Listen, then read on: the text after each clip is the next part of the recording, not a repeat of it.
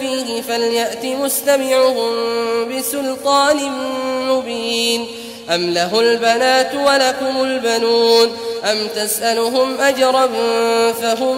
من مغرم مثقلون أم عندهم الغيب فهم يكتبون أم يريدون كيدا فالذين كفروا هم المكيدون أم لهم إله غير الله سبحان الله عما يشركون وإن يروا كسفا من السماء ساقطا يقولوا سحاب مركوم فذرهم حتى يلاقوا يومهم الذي فيه يصعقون يوم لا يغني عنهم كيدهم شيئا ولا هم ينصرون وإن للذين ظلموا عذابا